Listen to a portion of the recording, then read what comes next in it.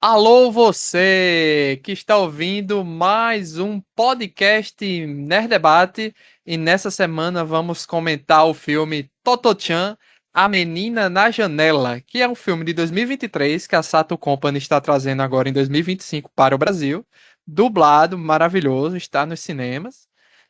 Vamos comentar um pouco o que a gente achou sobre ele. É um filme diferente do que vocês estão mais acostumados de ver de anime, mas ele se aproxima mais do estilo Ghibli de contar história. Mas a gente vai debater um pouco isso mais pra frente. Eu sou o Luiz Felipe, apresentador do Nerd Debate, e estamos aqui com o Alan Nicole do Taizen Senseiya. Olá pessoal, tudo bem? Pois é, né? Foi uma grata surpresa esse filme ter chegado aqui. Gostei. Não adianto logo. Denison Ghiseline. Surpreso por ter sabido que isso é uma história verídica, é uma história autobiográfica, e eu quero mais coisas assim. E não podia faltar também Sérgio Peixoto Silva da Anime X. Bom dia, boa tarde, boa noite, seja lá o horário que vocês estiveram ouvindo esse podcast, né? E que tempos maravilhosos estamos vivendo, em que nós temos estamos sendo servidos por uma quantidade incrível de filmes no cinema. Antigamente, para a gente ver esses filmes de anime, né? Esses filmes de anime a gente só conseguia alugando nas locadoras da Liberdade, um ano ou dois depois que passou no cinema no Japão. Você pensar em ter um dia, tipo, no mesmo ano, sete, oito, mais filmes de anime nos cinemas brasileiros é uma época maravilhosa para se estar vivo, sabe? As coisas realmente mudaram para melhor. E claro, Toto-chan é um filme maravilhoso e que eu só posso recomendar com muita força e boa vontade. Pois é, então, como eu tinha dito anteriormente, é um filme de 2023 que a Sato Company está trazendo agora, né? Baseado no livro autobiográfico de Tetsuko Kuroyanagi, né? O filme conta a história da Toto, né? Da menina chamada Toto, que é expulsa de uma escola tradicional e encontra um ambiente de ensino mais livre e humano na Tomoe Gakuen, enquanto o Japão se aproxima da Segunda Guerra, que eu digo que foi o que me deixou mais tenso nesse filme. Sabe aquele medo de ser, caramba, será que isso vai ser um túmulo dos vagalumes 2.0? Meu medo era esse. Sabe assim, tá fofinho, tá bonitinho e do nada aquela data vai avançando, pequenos detalhes aqui e acolá, uma notícia, né, alguma coisa se referindo à Segunda Guerra, o Japão ali onde ela muda, mudando que ela tá em Tóquio, né? Tá em Tóquio mesmo. Mudando aquele negócio lá do patriotismo e tal, eu tava, meu Deus do céu, será que isso aqui vai terminar em um desastre emocionante e eu vou ficar tenso aqui? Tenso foi até o final que eu fiquei. Mas ainda bem que o final para a personagem não é um final túmulo dos vagalumes, digamos assim, de triste, né? Mas já já a gente vai comentar essas referências da autobiografia. Quem já sabia, primeiro, quem já conhecia esse filme? Quem já sabia que era autobiográfico ou algo assim do tipo? Não? Eu não. Bom, Eu, no meu bom, caso, eu só descobri assistindo. eu não Eu só. sabia, mas eu lembro eu lembro de ter visto esse filme na época que Menina Garça estava concorrendo ao Oscar. Eu lembro que ele era um dos filmes que estava sendo mencionado na época.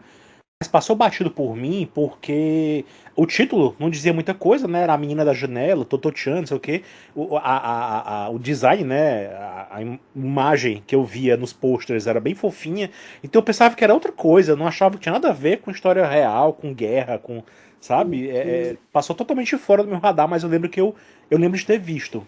Que ele foi mencionado na época do Menina Garça. Foi preterido, obviamente, né? E aí o Menina Garça Sim. assumiu e foi o concorrente lá não sei se pelo Japão, porque não tem isso, né? No Oscar de melhor animação em geral é bem eclético, né? Assim, não tem a questão de país especificamente, mas ele tava bem cotado na época. Eu não entendia por quê. Eu não fui atrás de saber. E tem outra curiosidade aí, né, Alan? Talvez vocês tenham notado o filme mais infantil, ali a aparência e tal. Ele foi feito nada mais nada menos pelo estúdio Shin-Ei Animation, um estúdio de 1976 que, creio eu, fez absolutamente tudo de Crayon Shin-Chan e Doraemon. Eu tô vendo aqui a lista de obras, né? Tudo de filme, de anime, série animada, né? OVA, tudo Doraemon ou Crayon Shin-Chan tá na mão desse estúdio, para você ver como é um estúdio clássico quando lida com essa questão de animação infantil, né? Então, não é à toa que que tem essa qualidade, digamos assim, né?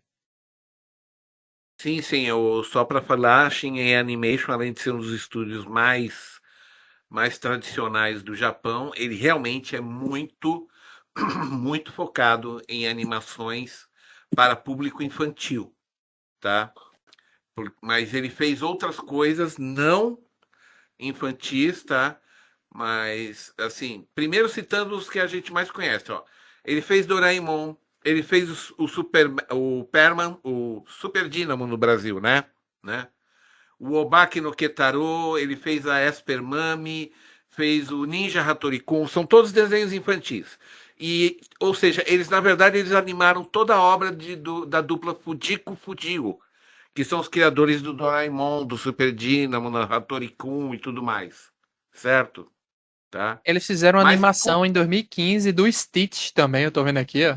é, Um especial de na- TV do Stitch. só uma curiosidade aqui, né?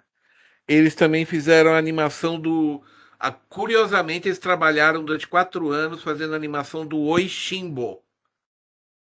É pouca gente conhece esse mangá. É um mangá de um jornalista gourmet. Ele escreve matérias sobre comidas de vários lugares do Japão. Então, o cara Conheço esse faz uma cara. peregrinação pelo Japão comendo, né? Isso é a E cara esse de Denison mangá, mesmo. hã? É a cara de Denison mesmo, essa história. Sim, é o gosto do Denis esse daí. Só que esse eu sei que ele não acompanha. O Ishimbo eu sei que ele não acompanha. Tá? Já deveria, viu, Denison? Você que gosta de coisa de comida deveria. Porque o Ishimbo é o pai de todos, viu, Denison? Tá? Mas voltando.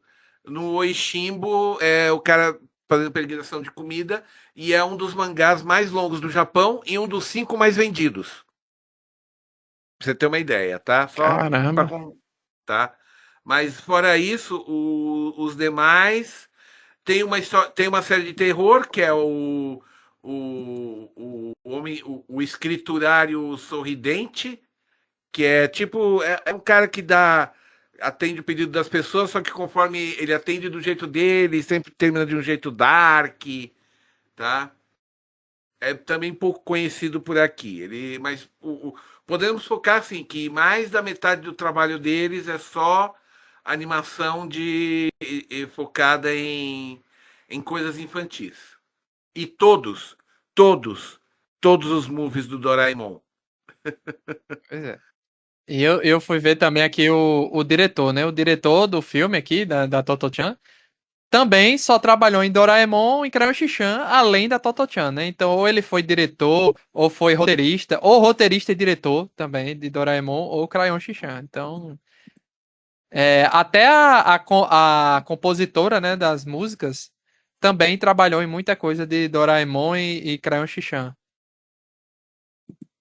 Só que tem um detalhe que a design de personagens, né, desse filme, a Shizue Kaneko, ela foi a chefe de animação da Viagem de Chihiro, né? Oh, Do Ghibli. E e outra coisa também, não sei se vocês repararam, mas nos créditos finais eu vi que eles mencionam outros estúdios que participaram da animação, como o Contrail, a Production IG, o estúdio Pierrot, e o Ponok também, né? Que é aquele que tem aquela galera que veio do estúdio Ghibli também, né? Então eles sim, fizeram. tem Eu não outros, sei. tem outros muitos. Tem muitos outros. Eu acredito que eles estejam envolvidos também, porque, como vocês notaram, né, ao longo do filme, tem momentos em que a Toto-chan tem umas fantasias, né, umas ilusões e tal, uns sonhos, e aí aparecem diferentes estilos de animação, né? Eu imagino que tem a ver com a participação desses outros estúdios aí na história. Provavelmente. Só que infelizmente não dá para saber quem fez o quê, porque não deram os créditos passo a passo. Cena tal, feita por É. estúdio tal, não tem como saber, né? Mas Uhum. o conjunto da obra ficou estupendo, né? Provavelmente é isso também, Alan, mas eu também vi que esses estúdios também trabalharam no In-Between Animation, que o In-Between Animation seria a animação, digamos assim, mais, como é que eu posso dizer? Smooth, seria mais... É o tal do famoso. É as ilustrações que de fato compõem a animação, a fluidez da animação, né? Isso, a fluidez, exatamente. Então Quando eles você podem ter pega. trabalhado também nisso que você falou das ilusões da mente dela, né? Mas também ajudaram nessa questão das animações entre as animações chave, né? Que é para dar essa fluidez que Sim, você sim. disse. Todo o anime em geral, até série de TV mesmo, eles têm essa coisa de misturar estúdio grande com outros estúdios menores, né? Que chegam junto pra fazer esse tipo de trabalho mesmo, dessas animações, que é o grosso de fato da animação, né? É pegar e fazer. É porque geralmente tem a pessoa que faz as ilustrações-chave, né? Das animações, tipo, para animar o movimento, né? A pessoa faz a animação pessoa movendo o pé e depois já faz outro desenho do pé mais à frente, né? Então o serviço dessas pessoas, né, dos in-between, como você falou, é preencher esse espaço, né? Fazer as ilustrações que chegam para fazer o pé se mover todo, por exemplo, né? Então é nesse sentido. Geralmente o diretor de animação coordena todos esses trabalhos juntos, enfim. É todo um processo bem, bem complexo. É porque uma coisa que deve ser lembrada sobre o sistema de animação japonesa é que a gente fica muito na ideia de que é tudo feito num estúdio só, todo mundo reunido num prédio, Uhum. trabalhando em acetato por acetato, e não é isso. Eles fatiam a produção do anime para vários estúdios e cada um cuida de um aspecto da animação ou de um trecho da animação, né? O estúdio principal, ele literalmente vira uma montadora de automóvel. Todo mundo, cada um faz uma peça, digamos assim, né? E a montagem final do filme é feita no estúdio principal, que ali é onde é aplicada, colocada em ordem, é Uhum. editado, é colocada a trilha sonora, dublagem. Isso é feito Eu no acho estúdio principal, né? Eu Mas acho que poucos estúdios Peixoto me corrija se eu estiver errado. Acho que um dos poucos estúdios do Japão que trabalham totalmente assim concentrados num local só, acho que é só o Ghibli. Não sei quais sim, são os outros que é trabalham assim. praticamente só o Ghibli. É Kyoto praticamente só o Animation. Ghibli. O Kyoto Animation. Miyazaki, Kyoto, né? o Kyoto, né, Miyazaki também. quer ter controle absoluto sobre o que ele produz, É. tá? E é por isso que às vezes a gente fica 10 anos esperando por um filme, Uhum. porque vai no ritmo do Miyazaki, né? Enquanto antigamente, quando ele era mais novo, a gente tinha um filme a cada 3 anos, mais ou menos, né? O último aí a gente ficou 10 anos esperando, né? Tá? É. E, bem, ele disse pela enésima vez que ia se aposentar, né? Tô pagando para ver. Só Deve falta estar começar trabalhando um em outro. burburinho de que ele tá fazendo mais um. Que me chamou muito a atenção no começo. Essa questão dela ser. Aqui no Nordeste a gente tem uma palavra chamada espivitada. Ela é uma garota espivitada. Então, assim, cada região pode ter seu termo, né, para se referir a ela como muito enérgica e tal. Não sei se ela tem uma questão de ser autista. Não sei se tem alguma coisa assim. Não, não, não é. Ela não é autista. Não é. Com Não certeza é, né? não. Não. Ela é apenas uma garota hiperativa e energética. Isso. O que coloca ela fora do padrão normal e que professores normais não conseguem lidar com ela, como a gente viu no filme, né? Exatamente. Por que eu tô me referindo a isso? Porque eu sei que muitas crianças hoje em dia têm dificuldade de encontrar escolas que se adequem ao seu estilo, né? Essa questão, professores preparados, capacitados para lidar com isso. Ainda bem que a Toto-chan encontrou uma escola, né, para chamar de sua ali. Muito legal aquela entrevista que o diretor faz com ela, né? Simplesmente deixa ela falar, né? E ele sempre muito atencioso, não só com ela, quanto com as outras crianças depois, né? Por que que eu tô me referindo a isso? Eu sei que no Brasil existem algumas escolas mais ou menos daquele jeito que a Totochan foi depois, certo? Eu acho muito interessante esse estilo de ensino diferenciado, né? Tem uma entrevista muito boa com o Miguel Nicoleles, que eu acho que é uma entrevista mais antiga, quando ele foi no Flow, talvez pela primeira vez, não lembro. Que ele fala muito bem de uma escola mais ou menos nesse estilo, que era uma escola que estava em período de, como se fosse um período de testes. Eu acho que era em Fortaleza, Alan, se eu não me engano. Em Eu acho alguma que sim. cidade, no interior de Lembro que Fortaleza. tinha uma escola aqui, na capital, inclusive, na verdade, mas eu não conhecia.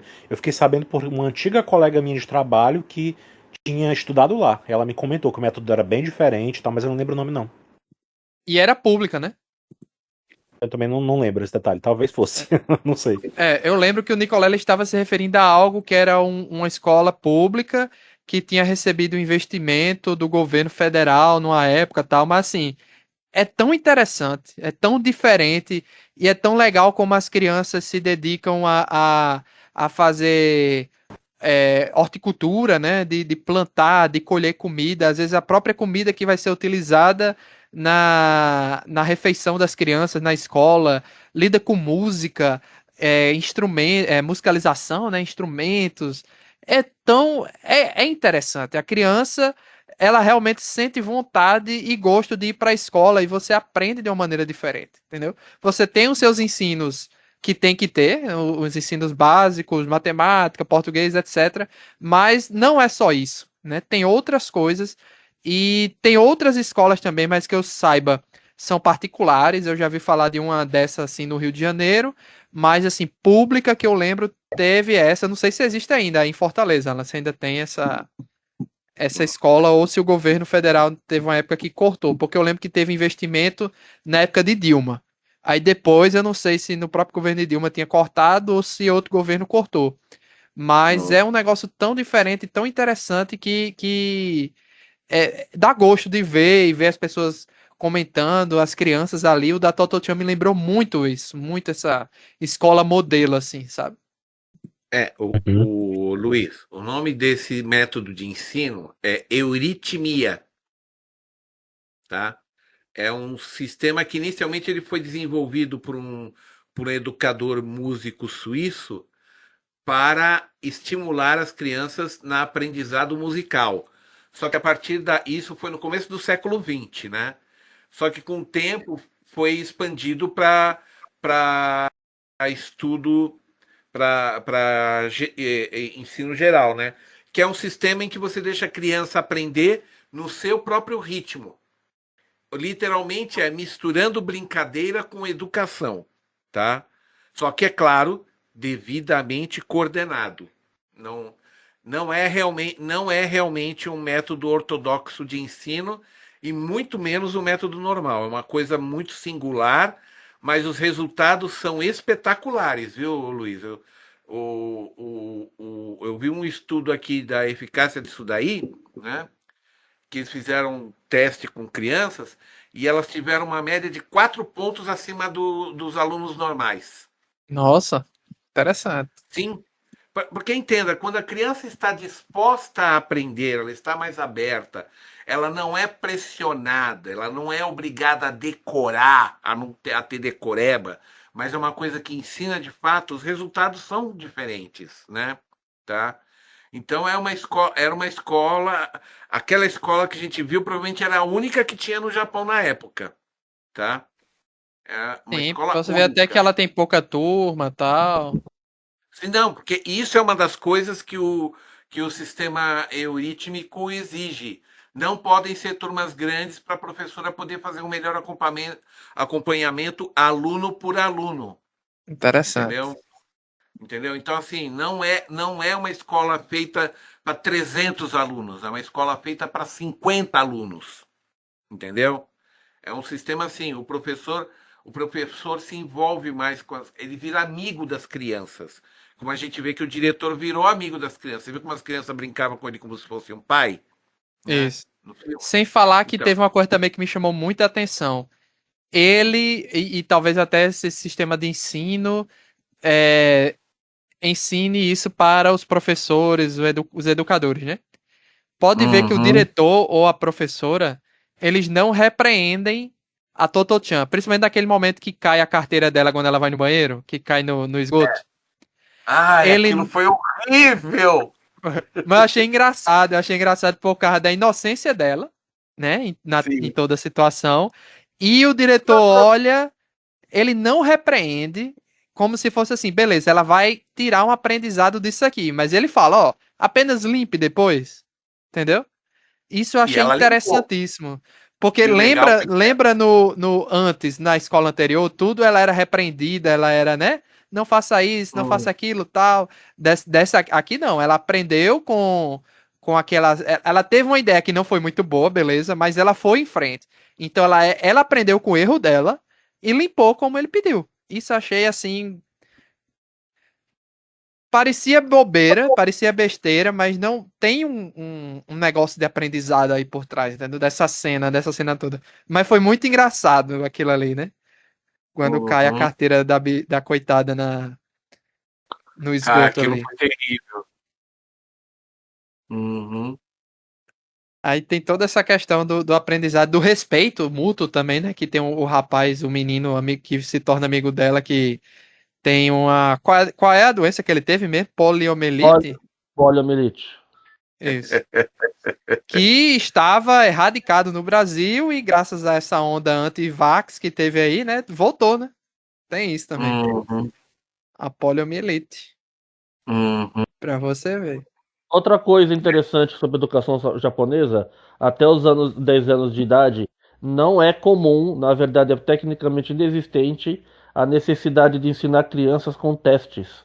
Você ensina para ela a conviver com as pessoas, respeitar os idosos, saber como funciona a sociedade, dar a didática de convivência social para ela, respeitar a família, respeitar a nação.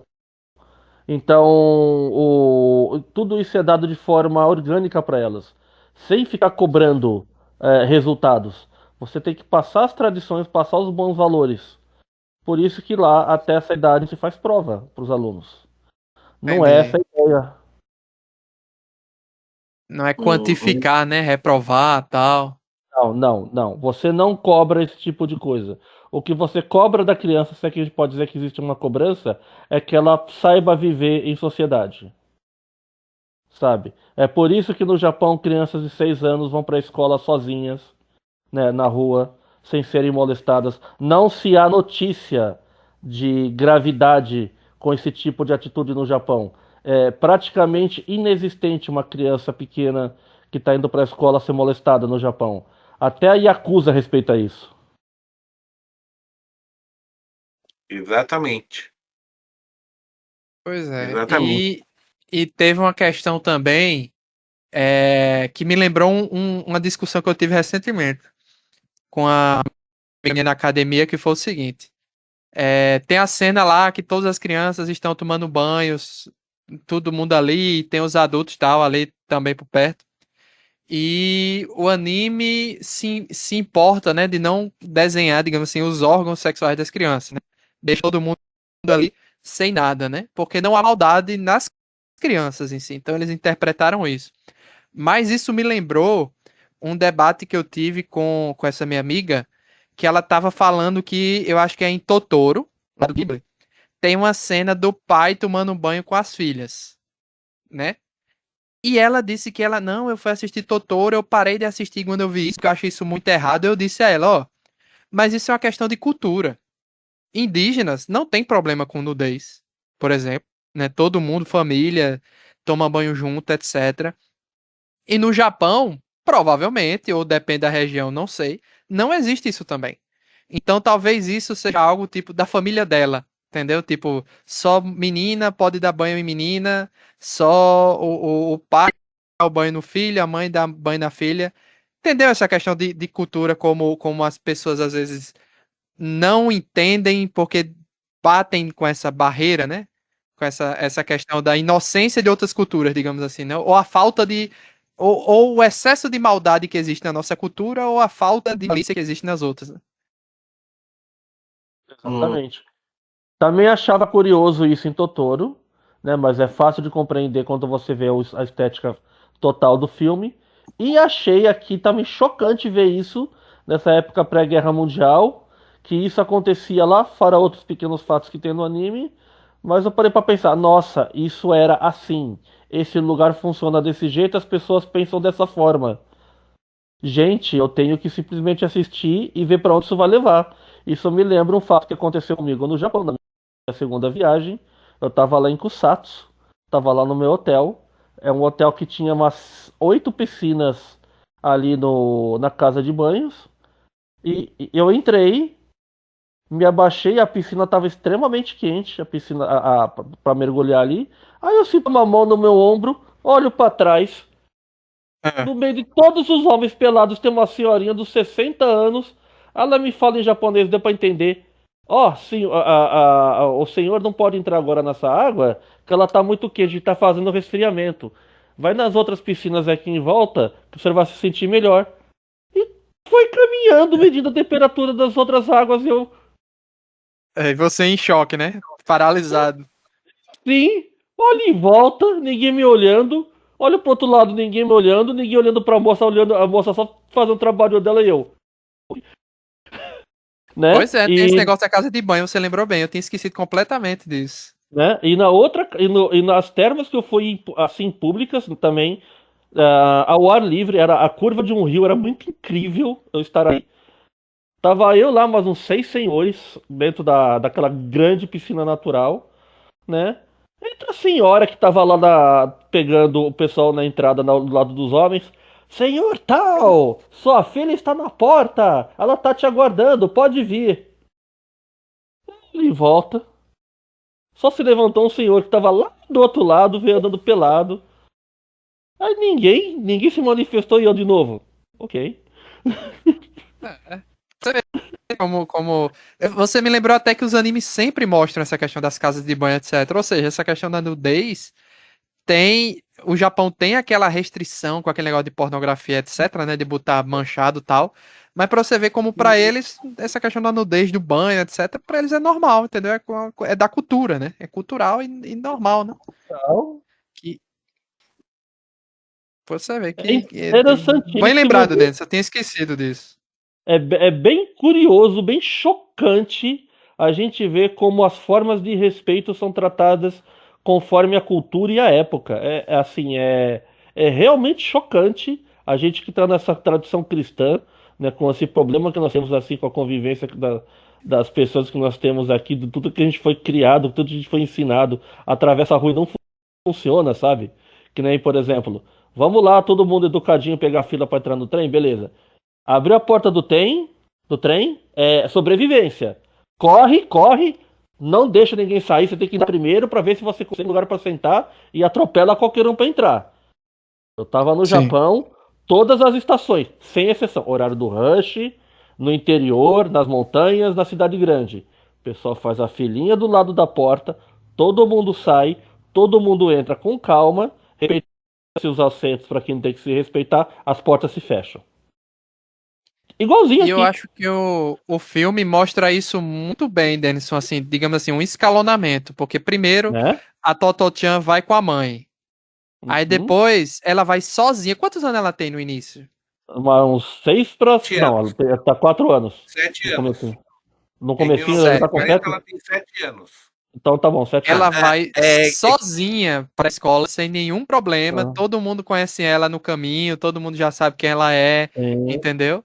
É outra realidade beleza, outros tempos também, né? E você percebe Aham. como a sociedade vai evoluindo. Tem um momento que eu acho que dá a entender que o cara que ficava lá no, né, vendo os passaportes do trem, né? Eu acho que, eu não sei se ele é enviado pra guerra, porque já troca, vira uma mulher, Eu né? acho que ele foi. Eu acho que ele foi. Como se fala quando você é chamado para fazer os negócios? Ele O foi alistamento, Testamento, né? convocado. alistado. Ele foi convocado. Ou ele se voluntarizou, ou ele foi chamado por ser adulto, né? E tá ainda em idade militar. Pois é, então assim, você vai tendo essa evolução discreta no filme das coisas ao redor também. Vocês podem até perceber que o filme era muito colorido e vai ficando mais cinza, né? Aí depois chega o período ali da chuva, né? Que tem a cena dançando na chuva dela com o amiguinho dela. É, Nossa, cara, aquela cena me pegou. Tá as duas morrendo de fome, tá na guerra, tá assim. Elas estão recebendo migalhas da família pra comer em casa. Não tem a merenda na escola. Aí elas estão voltando, as duas amiguinhas ali. Elas começam a contar uma musiquinha infantil de pessoas que passam fome. Aí chega o cara todo orgulhoso. Pare de cantar essa música de gente que não tem o que comer. Vocês são japonesas, é. tem que ter orgulho do que tá acontecendo. E ele entra numa casa de ramen cara ali. Falei, Eu não entendi se gente. ele era um soldado ou alguém que era. Não, ele só era Tava uma lá. Era pessoa. de soldado. O uniforme era de soldado. O uniforme era de soldado. Mas podia ser só uma pessoa que estava vestido de soldado também, como se fosse assim, um patriota também, né? Da guerra, digamos Não, assim, não, talvez. não. Quem vestia era soldado. Se você vestisse, como em qualquer outro país, se você vestir farda sem estar autorizado, é crime. Entendi. Ué, sério? Sério. Você não Ah, sabe, não Denis, sabia. é falsidade ideológica no Brasil. Não, Você não, Não acabou não, sabia, de não, não. não. dizer Não algo que sabia. não Acho é. que não. No Brasil, se você vestir farda sem ser soldado, é falsidade ideológica. Nossa, não sabia. Então tá sabendo. Então não faça. Ah, outra coisa que também esse filme tem essas músicas incidentais de vez em quando que são japonesas. Senti falta de Sim. eles não colocarem. Como eles, uma coisa que nós vamos lembrar aqui que acontece no filme, e é lembrado no começo do filme. As formas de tratamento e nomes próprios são mantidos no original para dar o contexto histórico da época.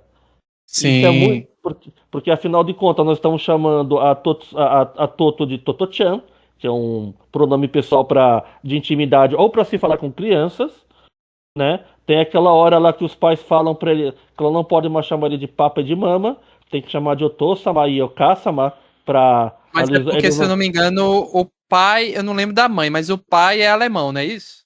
Não, não, não. O professor de música dele é alemão.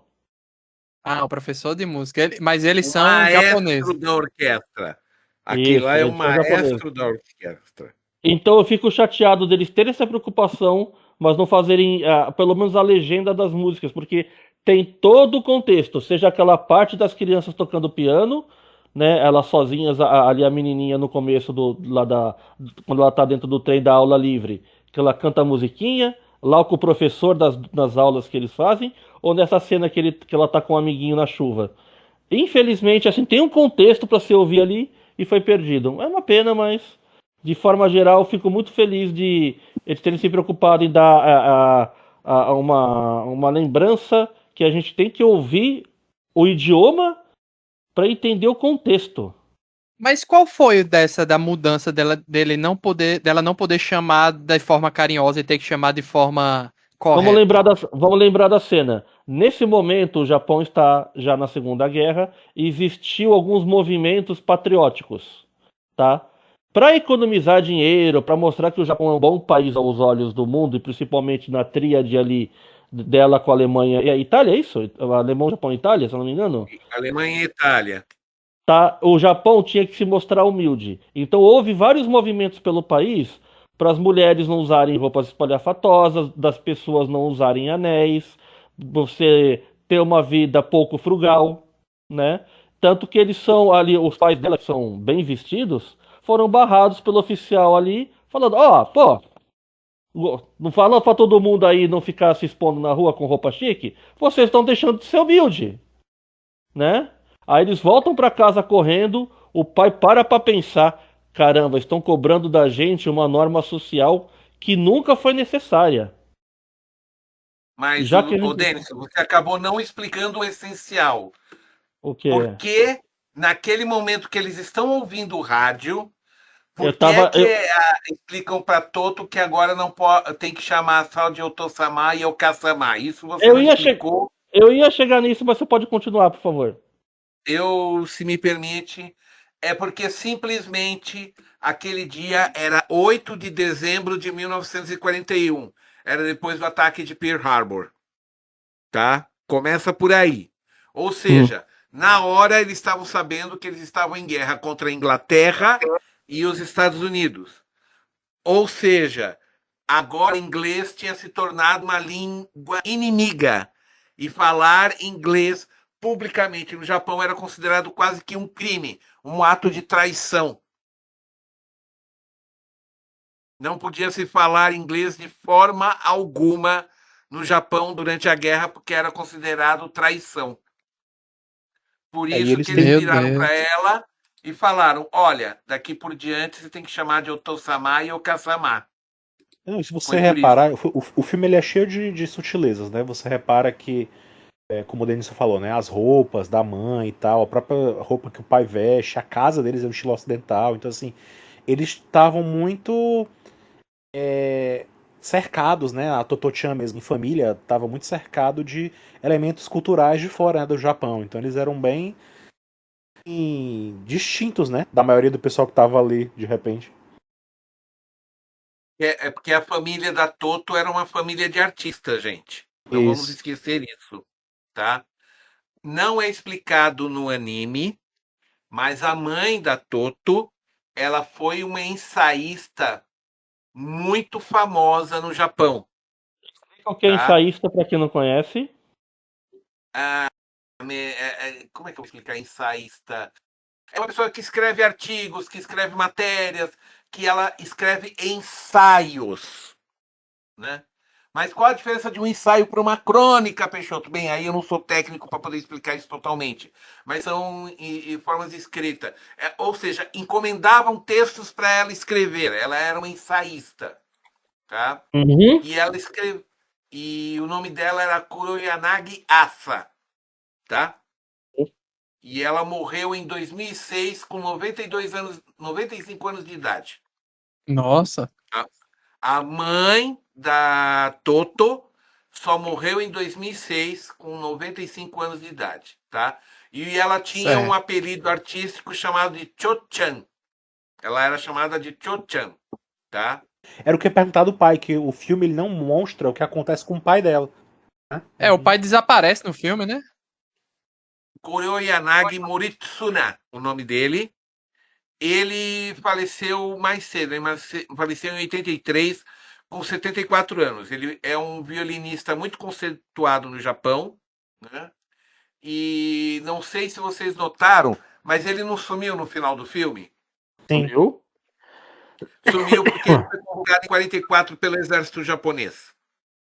Foi o que eu Ele imaginei. foi, Uhum. ele foi transferido para a Manchúria, onde ele ficou até o final da guerra, fazendo shows musicais. Só que aí agora ele era obrigado porque ele estava no exército, ele não tinha como fugir, né? Tá? Então ele fazia shows musicais. Quando a Rússia invadiu a Manchúria em agosto de 45, ele foi capturado e só voltou para casa em 49. Tá? Ou seja, ele Uhum. ficou 4 anos preso pelos soviéticos.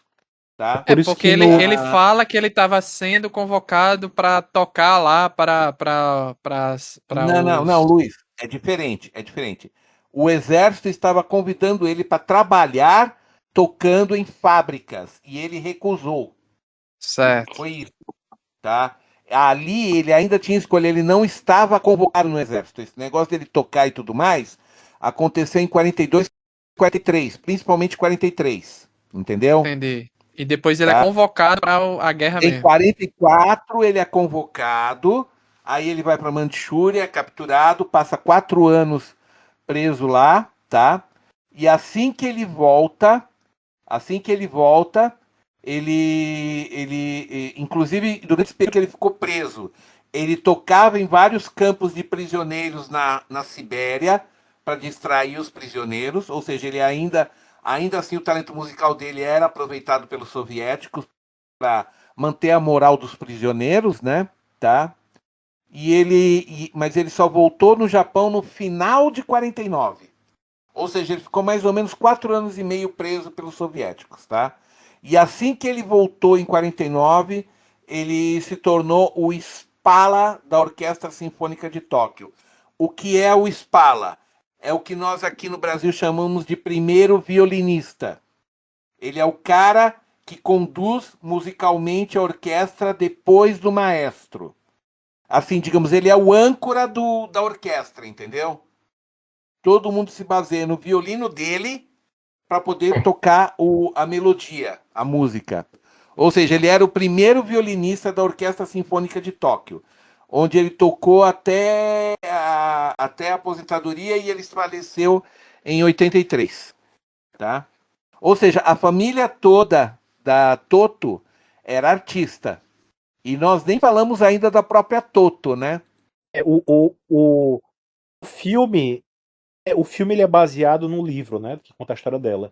Mas não é o primeiro. Teve um segundo, a continuação, que conta justamente a história depois que ela se muda, que ela sai de Tóquio, né? O que acontece depois na história dela. Não sei Ah, é? se Tem um outro livro? eu não sei se esse livro algum dia vai virar animação também, capaz de.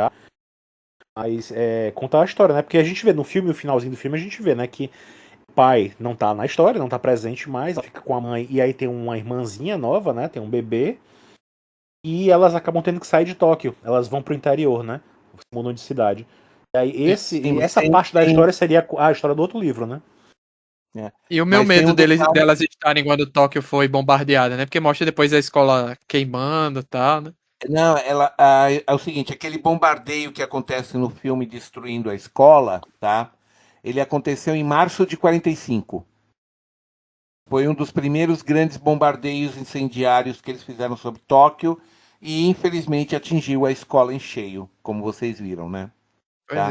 é. Qual foi o destino do diretor? Que eu não lembro O mais. diretor, aquilo que ele fala no filme é historicamente o Sosaku Kobayashi, que é o nome do professor, né? Que ele dedicou a vida inteira dele à educação infantil. O cara dedicou a vida toda dele à educação infantil, tá? Ele faleceu em 63 com 69 anos de idade, tá? E é o seguinte, depois que o colégio foi destruído, em 48 ele fundou um jardim de infância chamado Sakura, que se tornou o primeiro diretor. Em 49 ele se tornou instrutor de euritmia, que é, ou seja, aquele método de ensino que ele estava fazendo com as crianças na escola, né? Tá? Sim. Ele se tornou novamente, em 49, ele se tornou novamente instrutor de euritmia na Escola Secundária Nacional e na Escola Secundária Nacional de Música. E no ano seguinte, em 1950, tornou-se professor no Colégio Nacional de Música, que é ainda uma instituição que existe até hoje no Japão. Tá? É o Colégio Nacional de Música, né? E entre os alunos dele, olha só, nós temos uma pianista muito famosa, Sonoko Inoue, Taiji Yamauchi, que foi físico, gente. Lembra que um dos alunos no final falou que queria ser físico quando estava se despedindo? Sim. Agora vocês sabem que faz todo sentido. Era verdade. Era o Taiji Yamauchi. Ele se tornou um físico. Físico de ciência física, né? Sim. Né? E ciência, né? Outro foi Junko Ikeuchi, que foi uma atriz. Keito Tsushima, que foi uma atriz e dançarina. E Akihiro Miwa, que foi um cantor japonês, que também foi dublador, comentarista, narrador. Ou seja, um monte de gente talentosa saiu do método de ensino de euritmia dele. Olha a diferença, né? Tá? Olha E que claro, né, diretor, a cara, própria Toto-chan, né? Aham. Eu Que achei sobre a incrível Toto como é carismático esse cara, cara. É impressionante esse diretor, cara. isso é fantástico. Agora, sobre a Toto-chan, lá vai, posso? Por Só favor. uma coisa, eu lembro que ele também, eu lembro que eu li em algum lugar, ele só conseguiu fazer tudo que ele fez, inclusive fundar aquela escola e depois continuar, porque ele tinha altos contatos com políticos na época, né? Lá no Japão. Sim, sim. É o seguinte, a escola dele foi uma das poucas que ficou ensinando inglês durante a guerra. Sabe por quê? Tinha um aluno que não falava japonês, ele só falava inglês. Então, sabe o que ele fez? Chegou para os alunos: vamos todos aprender inglês para poder conversar com ele? É uma menina.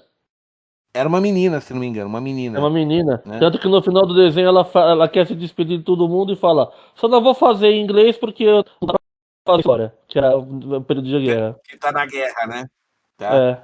Então, Ó, agora sobre a nossa querida Tetsuko Kuroyanagi, ou Toto-chan, né? Tá? Certo. Ela nasceu em 33, agosto de 33. Portanto, quando ela mudou para a escola, ela tinha 7 anos de idade. E em março de 45, ela estava com 11 para 12 anos. Tá? Ou seja, ela passou a infância dela naquela escola. Estudou lá 5 anos. Ok? Quase 5 anos. Né? Tá? Ela foi a primeira atriz japonesa a aparecer na televisão. Tá? Ou seja, a TV no Japão, ela foi ao ar pela primeira vez em 1 de fevereiro de 53. E foi quando ela estreou também. Ela foi a primeira mulher japonesa na TV, tá? E ela assim, ela é uma lenda viva no Japão. Ela ainda está viva, tem 92 anos de idade, tá? Tá aí ainda com a gente, tá? Tá? E ela tem um programa de TV regular que é o Tetsuko Hons, o quarto da Tetsuko, né? Que é reconhecido pelo Guinness Book como detentor do recorde mundial de maior número de aparições em talk shows pelo mesmo apresentador. Ou seja, Como foi é que o Alan talk... se referiu a ela, Alan? Eu acho que ela é tipo a Hebe Camargo deles, né? Lá do Japão. Porque a Hebe também, ela era uma artista, veio do Não tá rádio, né? errado. Também.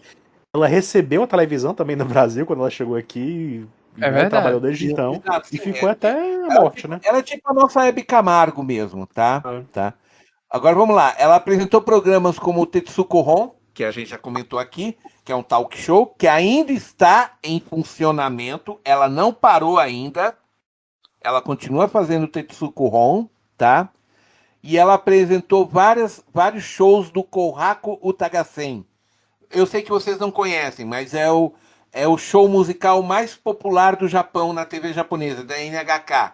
A NHK Kohaku Utagasen. E ela foi uma das apresentadoras por muitos anos, tá? O livro dela, da Toto-chan, vendeu 8 milhões de cópias só no Japão. No mundo todo vendeu 25 milhões, viu? É, eu Só tinha na visto a China informação que no Japão foi um best-seller instantâneo. foi um best-seller instantâneo e é o livro mais vendido de todos os tempos. Nenhum livro supera o dela, tá? Na China, ela vendeu No 10 Japão, milhões né? de cópias. No No Japão. Japão, 8 milhões. No Japão, ela é o livro mais vendido do Japão, Certo, ok? certo. Tá? Da história do Japão, ela é o livro mais vendido. Na China, só na China ela vendeu mais 10 milhões. E aí no resto do mundo ela vendeu mais uns 7 milhões, o que dá atualmente 25 milhões de exemplares vendidos, tá? Tá? Eu também Ela vi aqui aparece. que a partir de 1983 tem sido usado como livro didático para alunos japoneses do terceiro ano do ensino fundamental e pelo menos uma escola americana usou o material dele em 93. Usou Sim, esse mas mesmo tem um material. lado muito curioso também. Teve uma província do Japão que proibiu o livro dela. Ah, que Ué, ridículo. por quê? Eu tô tentando só pegar a referência onde é que eu encontrei isso, era sobre o livro, né? Tô tinha na janela aqui, ó. A adaptação. Ó, em 81 ela doou os royalties do livro para estabelecer a Tot Fund, uma corporação de bem-estar social. Ou seja, todo o dinheiro que ela ganhou com o livro, ela ela criou uma fundação de bem-estar social, tá? Legal. Eu achei aqui, ó. Vamos lá. Embora algumas das histórias da Toto-chan tenham sido usadas em livros didáticos e questões de exame de ensino fundamental, na década de 1980, na província de Haiti, que defendia a educação controlada, né? Professores e membros da Associação de Pais e Mestres proibiram o livro nas bibliotecas escolares, dizendo que é absolutamente inaceitável ter um livro escrito por uma celebridade de TV na Veja bem. biblioteca. Puro preconceito retardado, né? Estupidez de conservador extremista, tá? Ok? Só para explicar isso para vocês. As Uma pessoas da província do TV Japão. não são boas, né? É uma coisa que eu já vi Não, em outros animes. não, é aquele negócio de falar que o que tá na TV não presta, entendeu, entendeu, Aham. Denison? Sim, sim. Aquele, aquele pensamento, enfim, né? O que não é verdade, mas enfim, né? Tá? E eles falaram isso, é absolutamente inaceitável ter um livro escrito por uma celebridade de TV na biblioteca das nossas crianças. Que ridículo. Proibiram o livro dela na província de Haiti. É claro que isso já caiu, já foi, né? Mas ficou uma mancha em Sim. Haiti por causa desse conservadorismo extremo, né? Tá? Agora me Então, digam mais coisas da família dela que faltou os irmãos, né? bem, lá vamos nós, né? Porque fui eu que inventei isso, né? É, você quis trazer a família, então agora vamos até o final, né? Ah, sim, ó. Ele teve, na verdade, foram no total a família da Toto-chan, o pai e a mãe tiveram 5 filhos, tá? Tá? Uau. Deixa eu só aqui. O não, não. Desculpa, eu confundi. São 3 só, são só 3, tá? Ah, O tá. Kuroyanagi Noriaki, que ele se tornou violinista como pai, tá? A Tetsuko, que a gente já falou tudo, né? E aquele bebezinho fofo, que é a irmãzinha dela que a gente vê no final, ela se tornou uma notável bailarina, tá? Interessante. Bailarina, ensaísta e cabeleireira, tá? E ele teve os irmãos do Moritsuna, que eu confundi como se fossem irmãos, como se fossem irmãos do outro, mas não, né? Os tios dela, né? São diretores de. Os irmãos, os seus irmãos são Takiguchi Sakuramura, o primeiro diretor do estúdio Sochiku, que faz muitos filmes no Japão, né? E Taguchi Shunji, jornalista e fotógrafo. Ou seja, toda a família é uma família de artistas, Mas né? não tinha um que tinha morrido antes? Não, não, mas eu fiz confusão. Eu tô vendo aqui, pelo que eu entendi, parece que não. Eu acho que eu me confundi. Deixa eu só ver aqui. Tá. Ele conheceu a esposa quando era estudante de música, tocaram juntos a nona de Beethoven, aí acabaram conversando, se apaixonaram e se casaram, né? Assim, eles tiveram 3 filhos e 2 filhas. A Tetsuko, o Akiri, Noriaki, Mari e Takayuki. Mas o filho mais velho morreu jovem, tá? Mas dos que se destacaram foram só esses que eu achei, né? Que foi a própria Tetsuko, a irmã dela, e o. E o. E o. Ah, eu esqueci aqui o que se tornou violinista. O Noriaki. O Akuji foi o que morreu novo. Noriaki foi o que nasceu. O mais velho, o primeiro filho que eles tiveram, morreu cedo. Então, provavelmente, eu suponho que ele deve ter morrido antes da história começar. Por isso que a gente não vê nada sendo citado, né? Tá? E só uma coisa para citar da Tutu-chan, A Garota na Janela, o livro contém 61 capítulos, que ela não lançou como um livro, gente. Vamos lembrar isso. Ela lançou o livro originariamente como uma série de artigos autobiográficos numa lista, que depois ela compilou como livro. Então, 61 capítulos, cada um deles é um caso que ela lembra quando estava na escola. Entendeu? Por isso que a gente fica realmente com a impressão vendo o filme que são vários capítulos, porque cada cena que você assiste é um capítulo que foi aproveitado no filme. Só que há vários capítulos que não foram aproveitados. Por exemplo, tem um capítulo da morte do cachorro dela. É verdade, ele desaparece na história também, né? É verdade. Não, não tem uma hora que só aparece a coleira vazia? O que é que você subentende? O cachorro morreu, É, né? e elas fogem do Japão também, de Tóquio, sem ele também, né? Então ele já tinha morrido. Que já tinha morrido. Então o que acontece? Tem um capítulo no livro que não foi aproveitado no filme que fala da morte do cachorro. Tem um capítulo que fala do pintinho que ela criou, entendeu? Assim, Inclusive, tem todos. essa questão do pintinho, né? Digamos assim, uma referência à morte do amigo dela depois, né? Também. Sim. Na verdade, o que acontece é todos todos os eventos que a gente vê acontecendo, cada um deles era um capítulo à parte que ela narrou.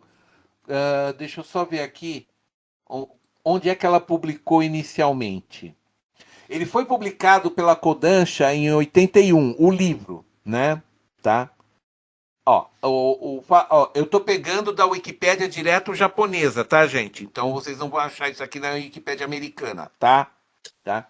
É uma obra completamente não ficcional que cobre eventos que ocorreram desde o momento que a Toto entra na escola primária até a sua fuga para Aomori, em março de 45, tá?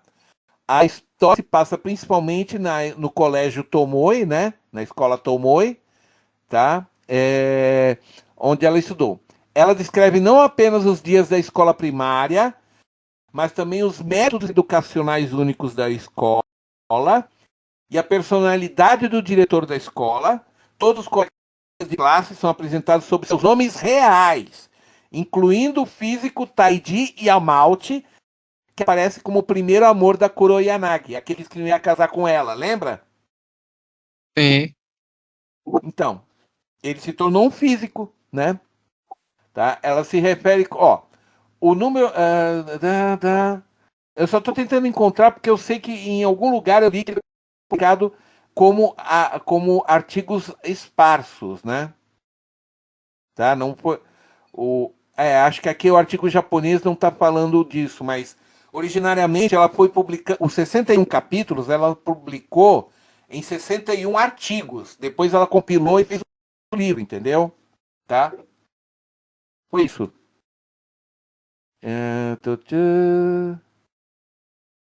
Eu estou tentando encontrar aqui, mas a única coisa que ela explica, né, é que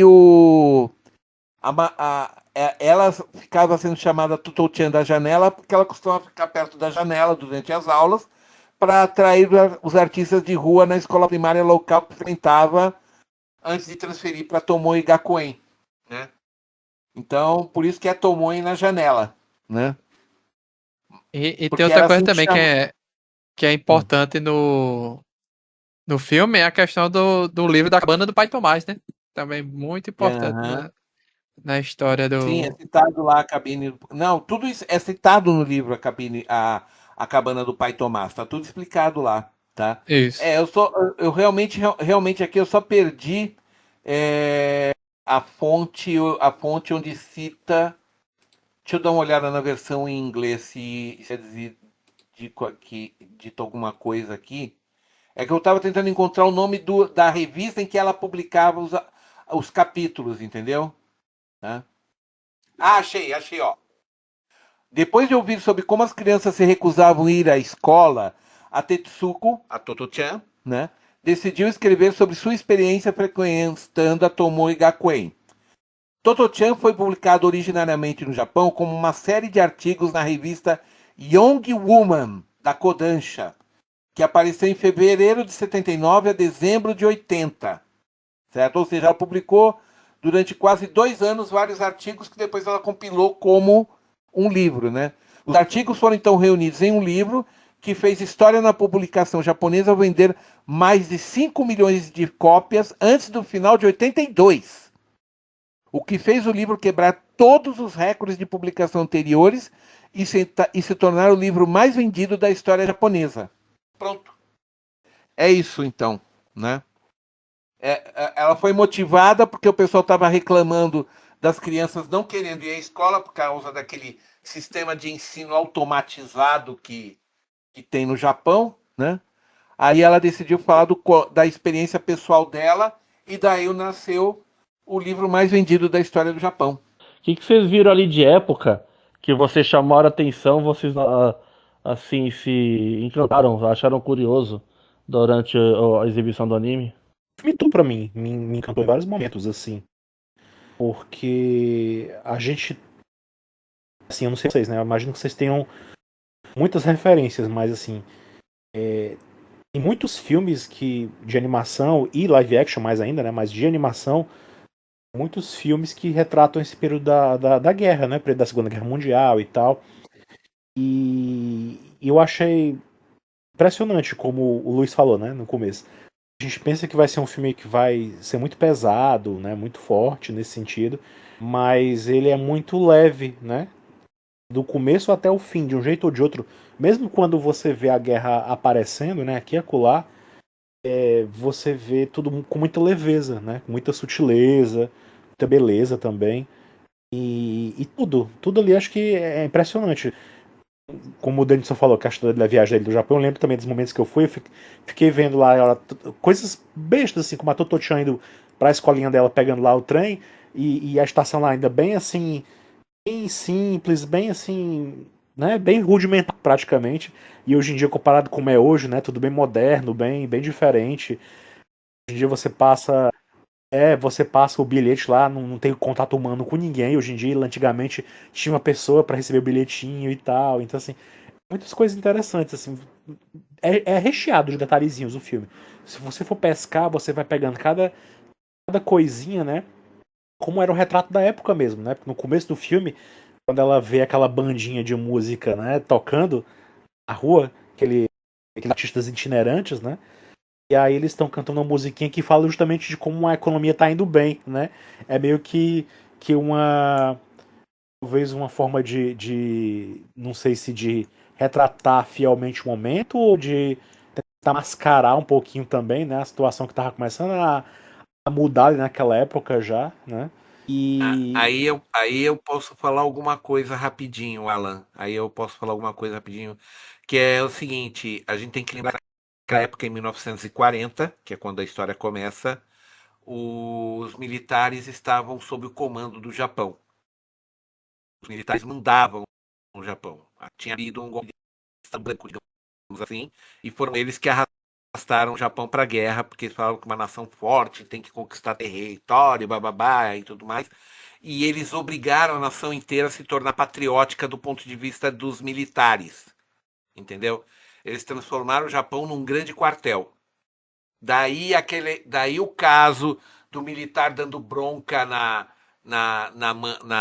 mãe da Toto porque ela estava elegante demais. E depois quando eles estão fugindo no carro, tem uma passarela, Passeata. uma passeata, dizendo: se livrem dos anéis, roupas simples, para ajudar no esforço de guerra, tudo mais. Isso aí era tudo manipulado pelos militares, tá? Então, e a coisa ia realmente até o nível do entretenimento, até como o caso da bandinha lá de saltimbancos de rua lá que a Toto Chan chama, cantando a música lá de que a economia tá bem, tá? Porque se eles forem cantar uma coisa diferente, né? Eu vou dar um exemplo de a que ponto essas coisas ficaram extremas no Japão. Sabe Junichi Nakazawa? É o cara que criou o olho grande do mangá, tá? Na década de 30, ele ilustrava uma revista de mangá chamada Shoujo no Tomo. O amigo das moças, Shoujo no Tomo, o amigo das moças. E ele fazia as capas com aquele olhão grande e tudo mais. De onde ele pegou tudo mais, eu vou pular, senão a gente vai sair da conversa, tá? Sabe o que o governo militar japonês definiu os desenhos dele? Porque começaram a cobrar dele: você não está fazendo coisas patrióticas, só fica desenhando essas meninas bonitas. Falou: mas é o que eu sei desenhar, como é que eu vou colocar militaria nisso? Sabe o que eles decretaram? Que os desenhos dele eram doentios, porque ele não puxava o saco dos militares, ele não era patriota o suficiente, tá? Só porque ele desenhava garotas bonitas com olhos grandes, tá? Tanto que acabou sendo proibido de publicar, passou necessidade, só voltou a publicar revistas depois da guerra, tá? Ele passou mas assim, a coisa apertou para ele mesmo de 43 a 45, depois disso ele ficou livre, né? Mas enfim, se os militares estavam em cima até de uma simples revista de mangá feminino, você imagina se eles não iam deixar Saltimbanco tocar música na rua que não fosse controlada também pelos militares. É aí que eu quis chegar, né? eu acho curioso porque ela vê essa bandinha no começo, quando a vida dela tá de um jeito ainda meio cor-de-rosa ainda, né? Apesar dela estar passando aqueles probleminhas na escola dela, né? Mas ela, no final do filme ela acaba vendo de novo, né? Ela tem a ilusão de ver de novo. E aí eu não sei se aquilo significa que para ela tempos bons estavam chegando de novo, ou não sei. Eu ainda fiquei pensando muito naquele momento, sabe, no final do filme. Ela enxergar a bandinha de novo andando Pode ser pelas também ruas, que, né? tipo, a banda naquele início foi o que deu start em toda, no período melhor da infância dela, digamos assim, né? Até a guerra chegar. Então, talvez isso aí ela tivesse lembrando disso, né? Que foi onde tudo começou, porque se não fosse por aquilo ali, ela não teria sido expulsa da escola, né? Ou pode ser isso que você tá pensando, Alan, uma questão de de uma esperança, né? De retorno de melhores momentos, algo assim do tipo. E também tem outra possibilidade, Peixoto, que eu tava pensando. A banda poderia estar sendo irônica também, né? Também tem Não, essa questão. eu diria mesmo, eu abraço a ideia de vocês de que é um ciclo, porque a história começa com eles chegando e começa com eles se afastando do trem, eles partindo, digamos assim, né? Tá? E fugindo assim como Digamos, eles estavam fugindo, né? não, não diria que eles estavam fugindo, eu diria que é o fim de um ciclo mesmo. O círculo se fecha. As coisas boas dela começaram quando a banda aparece, que aí ela é expulsa da escola e vai para outra, né? E a banda aparece novamente quando ela está fugindo de Tóquio para passar uma época de grande necessidade, porque quando ela e a mãe e a filhinha mudaram para o interior do Japão, a mãe teve que viver vendendo frutas. Tem esse detalhe que também eu peguei da biografia da mãe dela. Ela passou de 45 até a volta do marido, ela ficou vivendo de vender frutas no interior. Ela virou quitandeira, digamos assim, né? Ela virou uma Entendi. quitandeira, né? Só que aí, né, a Toto já estava crescidinha, a Toto ajudou ela na quitanda também, né? Tá? Sim, Mas aí o e o pai. que eu tava Aí, falando da banda, Peixoto, existe a possibilidade da banda estar sendo irônica. Não que ela estivesse fazendo o que o militar queria, mas ela podia estar sendo irônica também, né? Entendeu o que eu quis dizer?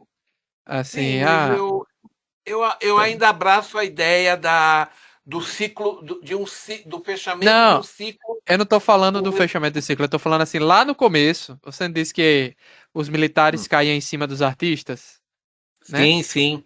Então, existe a possibilidade de que, assim como na ditadura aqui no Brasil, muitos artistas cantavam coisas cifradas ou irônicas, podia ser que eles estivessem também sendo irônicos, assim, tá tudo uma maravilha, tá tudo Agora eu perfeito, entendeu? entendi onde você quis chegar. Agora eu entendi onde você quis chegar. Olha, a gente Entendeu? não tem como a gente saber porque a gente não ouviu direito a música que eles tocaram, né? Mas de qualquer forma, qualquer, qualquer coisa, mesmo velada, se o governo achasse que você está fazendo uma coisa antipatriótica, você já desaparecia. Estava nesse ponto. Ó.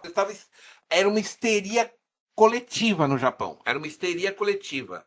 O medo imperando no coração dos japoneses, porque se você não é patriota o suficiente, você é um traidor, e traidor morre. É isso. Entendeu? Sim. Né? Outro momento também que Então eu lembro que chamou a coisa era atenção bem aí. foi quando ela tava correndo também, depois, né, daquele momento lá. Aí ela viu umas crianças também brincando de guerra, né, os meninos de guerra também na rua também. Foi um momento que eu lembro também que me marcou também. Respondendo a pergunta do Emerson, né. O que eu achei mais interessante no filme é a evolução.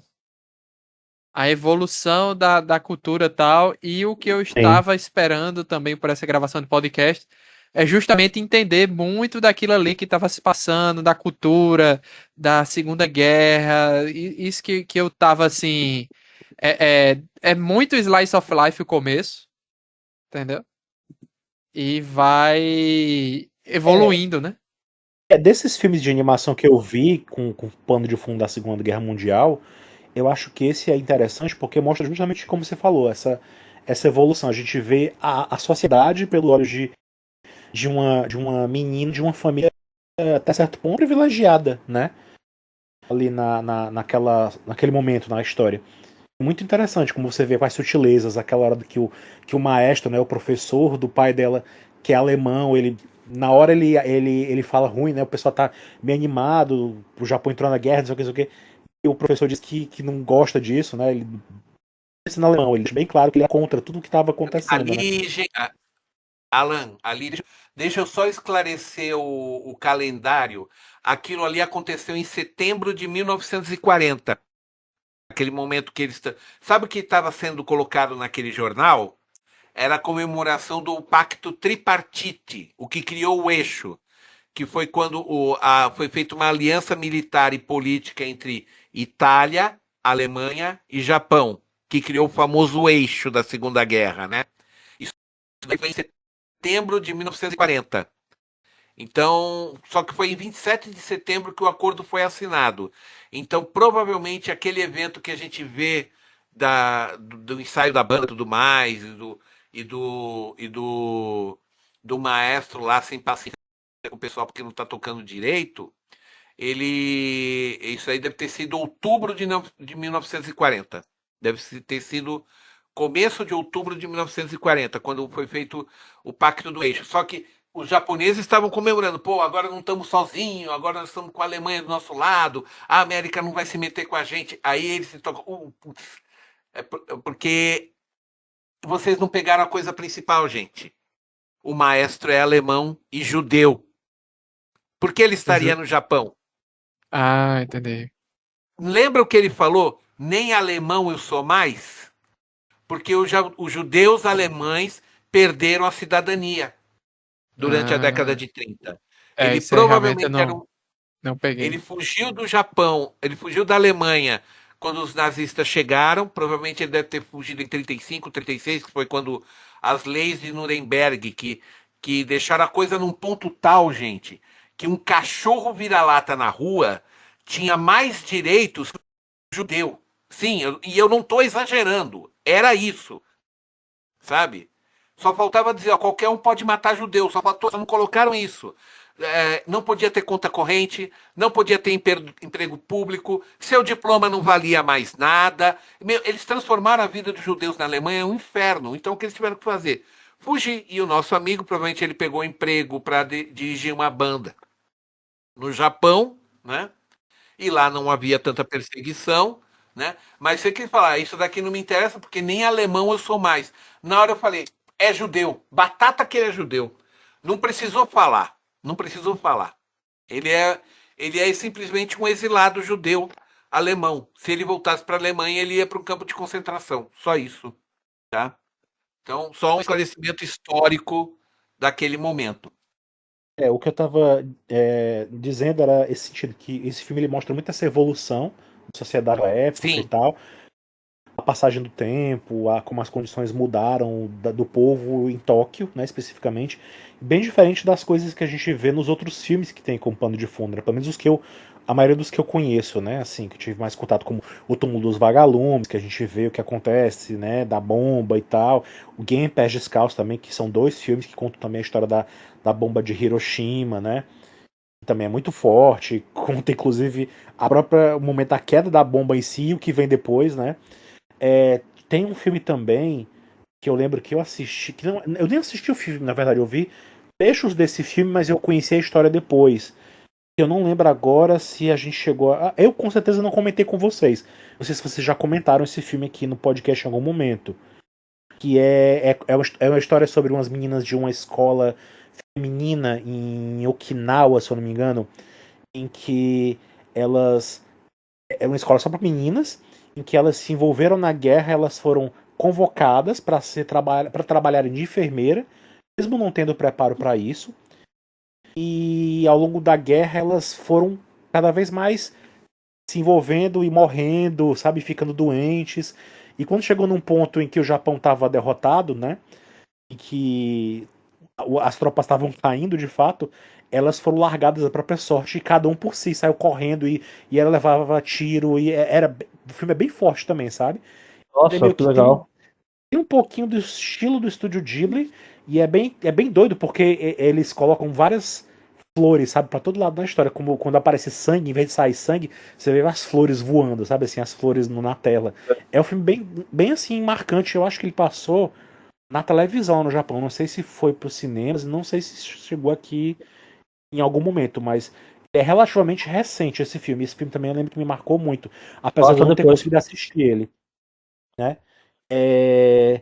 Como é o nome da escola, se eu não me engano, era a escola. Deixa eu ver se eu acho aqui o nome.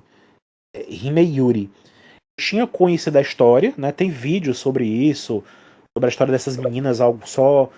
Eram, sei lá, talvez umas mil pessoas entre professores e alunos dessa escola. E as que sobreviveram são umas 200, uma coisa assim, sabe? Depois do que aconteceu. Então, assim, sempre das histórias que eu lembro que tem como pano de fundo a Segunda Guerra Mundial, especialmente as animações, eram sempre assim, muito trágicas, bem explícitas, né? E a Totochan eu acho que era mais leve, mas ainda sentia as pedradas aqui e acolá, sabe? As coisas Se eu fortes. puder, se eu puder te recomendar uma nesse nível do Toto-chan, agora que ela teve a sua versão do diretor com mais 40 minutos, tá no Crunchyroll, Nesse Canto do Mundo. Assiste Sim, esse eu também. ouvi falar desse também, eu queria ver também. Uhum. É lindo, Maravilhoso, nesse maravilhoso. canto do mundo é lindo. Tem um outro que vai estar sendo feito aí, não tem um novo? Um novo Tem um novo que vindo tá aí. sendo feito agora. E agora esses 40 minutos explicam um pouco mais da história. Tem alguns detalhes que ficaram omissos e outros pouco explicados, que felizmente não fizeram falta no filme anterior, mas você nota o peso quando eles aparecem nessa edição com 40 minutos a mais. Nossa, cara, assista, é um filme maravilhoso. Tem que pegar. Às vezes você tem que pegar um review para os caras te explicarem algumas coisas que a gente não pega de início. Eu assisti o filme Uhum. 3 vezes, eu tive que ver 2 reviews para ver esses detalhes. É um filme maravilhoso. Que filme é esse? Neste Canto do Mundo. É um filme que foi produzido em regime de financiamento coletivo, né? Ele deu Caramba. muito dinheiro, mas muito dinheiro mesmo. Tá? O pessoal era muito fã da obra da autora. Né? Ele passou no Japão aí alguns anos atrás. E eu assisti ele no avião, na minha primeira viagem, veja só você, né? E fiquei super feliz que finalmente teve essa edição nova. E é recomendadíssimo. Ele é muito poético, retrata muito bem a sociedade e os costumes da época também. E ele se passa da cidade de Kuri, onde estava o estaleiro do Yamato, no momento da guerra. Muito legal.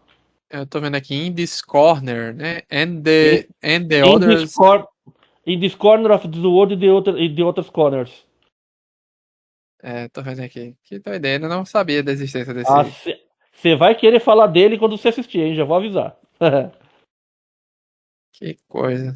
Aliás, queria aproveitar a oportunidade. Que ótimo estávamos falando aqui de um filme de animação novamente, de animação japonesa. Tem tantos filmes maravilhosos nas últimas 2 décadas que a gente podia falar. Espero que a gente tenha oportunidade. Eu achei legal a parte lá do negócio da escola que teve o evento esportivo, que o prêmio dos alunos eram verduras. Achei legal. É legal Sim. também. Em época de guerra faz sentido, né? Em época de É, guerra faz sentido, né? né? Tem que comida do povo enquanto ainda tem. É, eu achei também aquela parte da alimentação também, que tipo, uma coisa da terra, uma coisa do Do mar, mar, não sei o que. É bem didático, né? Bem legal também. bem didático. Cara, eu achei tão bonito isso, cara. Deles assim associarem o mundo natural para as crianças entenderem como as coisas funcionam, de onde elas vêm, como a gente interage. Puta, é tão profundo isso, sabe? É tão fácil de colocar da forma tão didática que a gente aqui parece que parece tabu. A gente fala disso aqui. É porque é aquele negócio, todo mundo quer padronizar a educação das crianças porque é mais fácil, é mais barato, é mais Sim, cômodo, sim, né? sim, Tá? Porque, sinceramente, eu vi esse filme e eu falei, por que que eu não tive uma educação assim? Eu seria tão é, diferente, né? eu seria tão outra pessoa se eu tivesse uma educação dessas, numa escola dessas. Nossa, nossa, E uma coisa curiosa aqui que eu vou falar para vocês, apesar de você ter o ensino médio, o ensino graduado ali, meio que seguindo uma regra, ser mais ou menos padronizado, não existe uma grande padronização japonesa para o ensino pré-escola. Então, quando você vê esses filmes e animes aí de crianças que são criadas ainda como bebês em creches e etc., você pode notar que apesar delas seguirem essa metodologia que a gente viu, todas agem com um currículo diferente. Porque todas, apesar de seguirem algumas normas de educação, saúde e segurança, elas são livres para ensinarem apenas o que elas precisam ensinar. Não existe uma norma japonesa que obrigue as escolas primárias a ensinarem alguma coisa, ainda mais nessa idade de creche.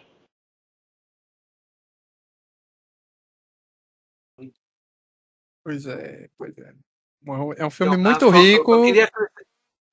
peraí, só queria acrescentar uma coisa.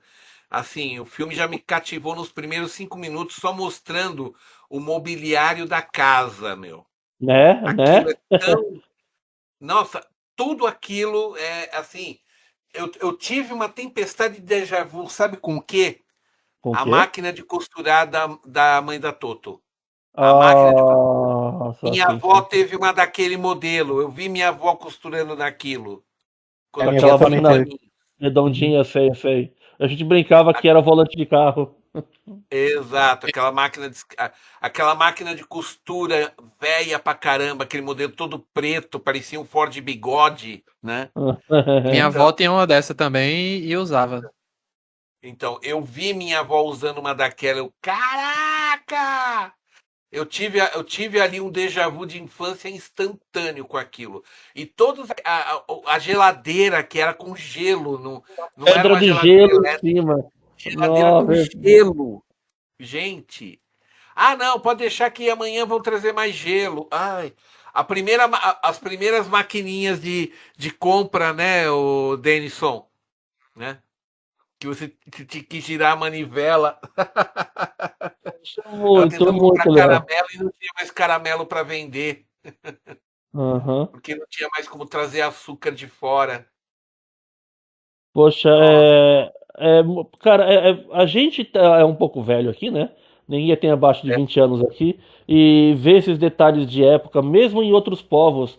Cara, como é fácil a gente reconhecer, né, essas coisas, mesmo estando de uma cultura do lado do mundo que tudo bem que ali o Japão já tinha abraçado um pouco o Ocidente por causa da tecnologia, por causa do comércio, etc. Mas como é forte quando a gente enxerga essas coisas, cara. hum, Realmente, não que a gente não veja isso aqui nesse sentido, mas é incrível como os japoneses retratam isso. É tão simples, é automático para a gente reconhecer. É muito, muito incrível. não, e você vê que eles são preciosistas com isso em todo anime que fazem. Todo anime Eles de fazem fase. uma pesquisa de campo antes de soltar o anime para retratar tudo com perfeição. Que, olha, é difícil não se maravilhar com animes só por causa disso, viu? Né? Makoto Shinkai que o diga, cara. Você vai assistir o Suzume ali, cada cidade que ela passa, cada prédio que ela fica hospedada ali. É fantástico ver a quinquilharia que as pessoas têm em casa e como isso é retratado ipsos fatos ali na escola, dentro das conduções. É impressionante isso na animação japonesa, no mangá, que se consiga chegar nesse nível de detalhe em 2D ainda, né? Em 2D ainda. Muito impressionante. É isso daí. Eu acho que da minha parte eu já encerrei, Luiz. Nós Eu acho que no também. final fica só recomendações, né? Pra quem não assistiu, ainda procure assistir. Se Ah, for sim, possível, sim. né? Que eu acho que deve ser um filme que não deve ter ficado muito tempo em circuito de cinema, né? Mas eu acho que se ele for pra algum streaming, que corram pra assistir, porque eu acho que vale muito a pena. Eu vou até tentar fazer campanha pra galera da Obras Primas do Cinema, né? Que tá trazendo os filmes do Ghibli, tá soltando em Blu-ray, DVD. É que eles peguem esse filme aí também, façam uma parceria com a Sato, que ele já tem a parceria com a Sato, inclusive. Trazer esse filme e lançar em mídia física, porque eu acho que é uma dessas pérolas que precisam ser preservadas, sabe? Pois é, Sim. explica isso melhor, Alan. Tem uma empresa que filmes que não normalmente não tem mais esse negócio de Blu-ray, DVD e tal, então É, tem uma empresa hoje, que hoje em dia, as grandes empresas que antigamente lançavam filmes e séries e tudo mais em mídia física, né, já pularam fora, né, do mercado. Então hoje em dia o que está saindo de novidade é de empresas pequenas que são dedicadas a esse nicho mesmo, que virou uma coisa de nicho, né? Tal qual o Que é pessoal que escuta oficial de licenciado, thriller.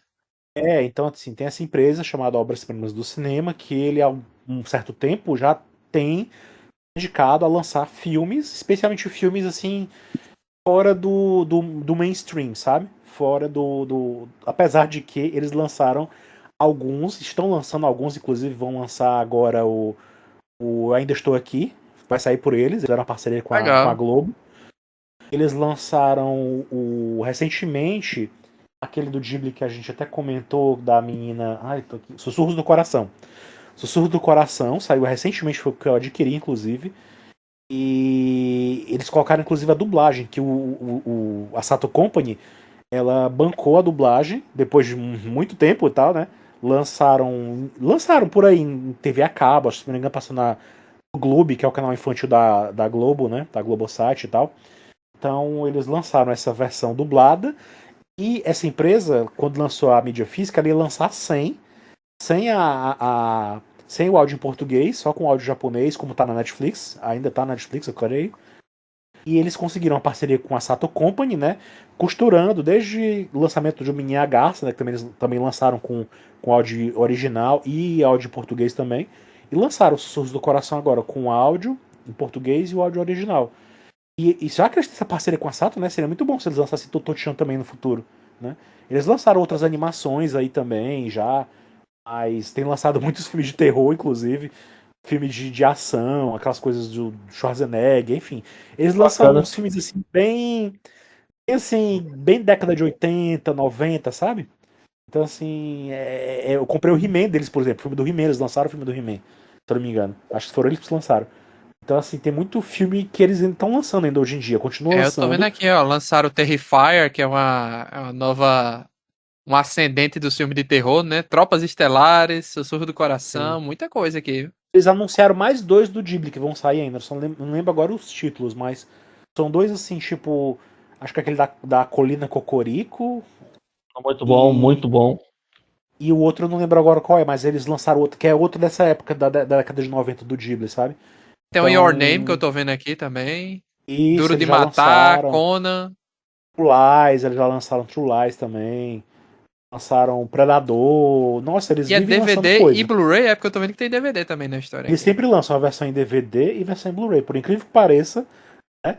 Tem os aficionados. Tem gente que hoje em dia continua colecionando até VHS, né? Tem a galera do VHS também, que é o nicho do nicho, né? Então, assim, é sensacional. E eu ainda compro algumas coisas, eu acabo comprando aqui e acolá de DVD e Blu-ray. E essas da Obras Primas do Cinema é um que eu tenho comprado quase que religiosamente. Quando eles lançam coisa do Ghibli, eu corro lá e compro. Porque eu tenho quase tudo Gente, do que Ghibli legal, em tô vendo mídia o site física, deles né? aqui, Alan. Legal, viu? Não é publi, né? Não é publi, deixando bem claro, Isso. poderia ser, mas não é. Mas eles bem que poderiam lançar Totochan, viu? Não duvido, viu? Não duvido. Vamos ver se eles vão atrás, né? Eu tô vendo aqui que É, legal essa iniciativa aqui. Muita coisa. Tem box também de algumas coisas. Interessante. sim. Do Ghibli eles lançaram Chihiro, já tinham lançado Chihiro há muito tempo, relançaram, né? Já tinha a versão de Chihiro antes. Assim, relançaram Chihiro, aí tem Sussurros do Coração, tem o Menina e a Garça e o Castelo Animado que eles relançaram.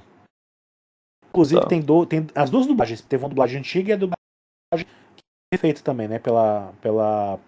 Não sei se foi a Sato ou foi a Netflix, enfim. Uma nova dublagem que existe. E tudo tem nesse disco. E vem com extras, vem com entrevistas, coisas do estúdio Ghibli, sabe? É bem legal. É, recomendo aí, O, procurem o Instagram e o site deles, né? Obras Primas Underline do Cinema. uma coisa que eu queria elogiar aqui o filme, apesar da gente ver a crescente da guerra chegando aí nos olhos das famílias, da população, né? Queria elogiar a produção do filme. Eu não sei se a história original também é desse jeito, mas vamos falar do filme que é o que eu conheço. Como tudo é tão bem contado a ponto de você poder mostrar esse filme para qualquer um. Você não tem problema com a violência, você não tem problema com temas sensíveis, você vai ter o choque cultural, tudo bem, Mas, gente, como é fácil você elogiar esse filme e colocar ele pra. Olha, você não gosta de desenho japonês? Você quer ver uma obra que se fala de tal coisa e tal coisa e quer sentir a profundidade do lado humano da coisa? Assista Totochan, Menina da Janela. Que, nossa senhora, como é fácil você se emocionar com esse desenho, com a temática, com como a história é contada, como a leveza que ela é representada. Então, poucos desenhos, né, estão assim no mercado hoje que você pode É verdade. passar por barreiras e falar, ó, gente, isso aqui é universal, dá pro teu filho, dá pro tua avó, chama o pessoal que não conhece desenho japonês ou não gosta por vários motivos e olha o que foi feito. É muito de elogiar esse desenho. A gente fala muito, né? Ah, você quer ter certeza de que vai mostrar uma obra de desenho japonês para quem não gosta e vai gostar? Fala do Ghibli. Mas olha quanta coisa tá por aí que a gente pode estar mostrando, a gente tá perdendo oportunidade. E teve uma coisa no circuito de cinema para mostrar. Isso é muito legal que nós chegamos a isso. É como o Peixoto disse, a gente tá numa época boa, né? Que tem muito filme de um jeito ou de Sim, outro sim. chegando, né? Chegando ao mercado brasileiro. Nunca tivemos tantos animes à nossa disposição na telona. Nunca. E tanto mangá diferente na banca. Gente, hoje eu vi uma coisa que eu não esperava ver no Brasil: mangá do Detetive Bundinha. Né? Que é aquele É, detetive infantil que o cara tem uma cara de. Literalmente a cara dele é uma bunda. É muito. eu Nossa, nunca. Olha, se alguém me perguntasse quando o Detetive Bunda chegaria no Brasil, eu diria nunca. Nunca. Eu não passei achei que hoje. alguém teria coragem. Eu tava na Oliveira Lima Admirável. voltando lá, voltando do negócio que eu fiz. Falei, caramba, Detetive Bundinha, o Tantei, não acredito. Ô, Luiz, só um último adendo que eu acabei passando batido. Lembra da cena em que tá o diretor está olhando um quadro que tá os navios da frota japonesa? Sim. Não sei se você percebeu, mas quase todos estavam com um X vermelho do lado ou em cima Foram abatidos. Sim, isso e eu já tinham reparei sido também. destruídos, né? É, Ou não seja, notei isso. não, mas volta lá e depois vê a cena, você vai ver que do lado deles tem um quadradinho que está com um X vermelho. Ou alguns está com um X mais forte em cima. Eu que conheço a mania japonesa porque eu estudei a Segunda Guerra, eu identifiquei só pela silhueta que estava ali uns 5, 6 navios. Ali estava o Yamato, o Shinano, o Akagi, o Mutsumi e vários outros, né? Da Segunda Guerra, todos afundados. Ali ali é o professor só ali descarregou a frustração dele pela guerra, né? Afinal Porque de pensou contas, tanta gente. cada navio Né? daqueles são milhares de tripulantes, né, que são perdidos. Exato, quer dizer, a tripulação afundava geralmente com o navio, né? Sim. Porque, porque tem um detalhe que poucos sabem, mas as equipes de manutenção dos navios japoneses não chegavam aos pés das equipes americanas. Então, Uhum. muito navio japonês afundou durante a Segunda Guerra, não porque foi bem atingida, porque tinha uma equipe ruim de reparos de emergência, tá? Não é Então, por causa da forma que os navios eram construídos, não? sim, também, porque os japoneses eles assumiam uma filosofia de guerra que se chamava tudo ou nada.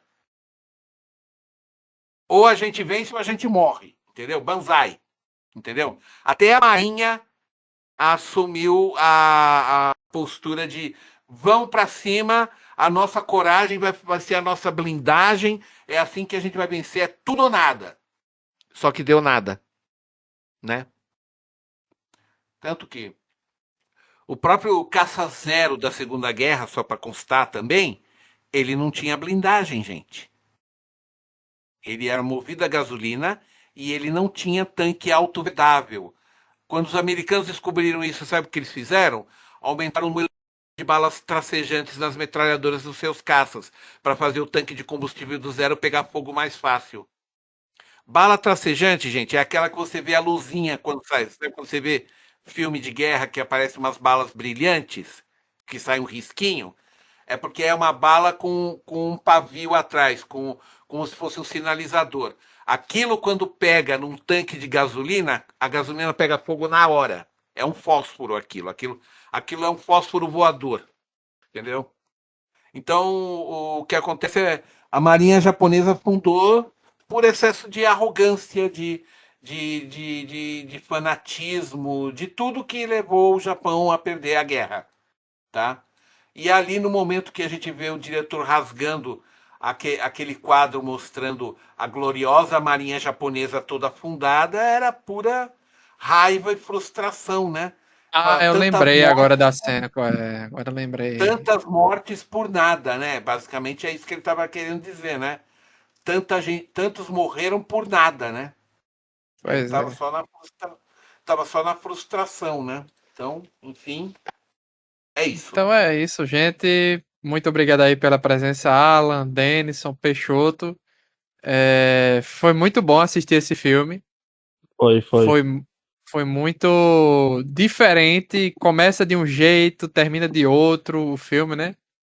O traço É, dele, assim, emulando um traço realista, mas ao mesmo tempo mantendo o traço estilizado, achei muito charmoso.